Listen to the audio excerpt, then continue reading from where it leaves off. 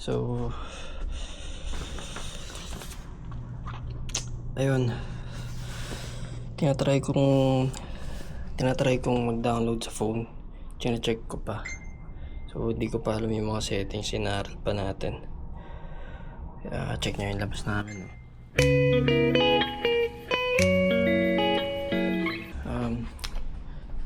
Tulad ng sinabi ko kanina, first time kong bumili na itong camera, so chine-check ko pa kung ano yung mga kaya. So sabi dun sa phone, hindi daw kaya i-download yung 8K reso. So tinatry ko siya kung ano yung dapat or pwedeng i-download sa phone. Since check ko tong 4K, di ba? Tapos ito na naman tayo, tinatry ko kung pwede talaga siyang continue.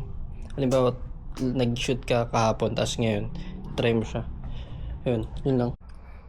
And change ko yung camera. At, tinry ko ulit mag-record.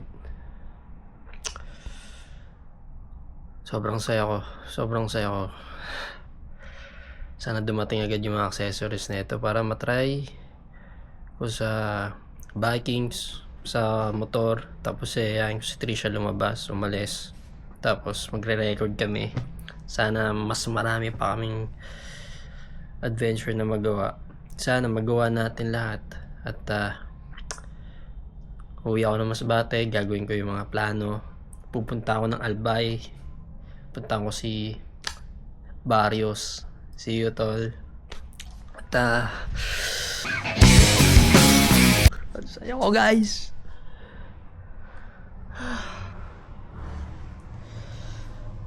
Sobrang saya. Nakakatuwa kasi yung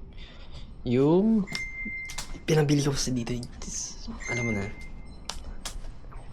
Saya kasi affordable naman. Tapos sana matapos natin, tapos makakuha tayo para kay Trisha or iba pang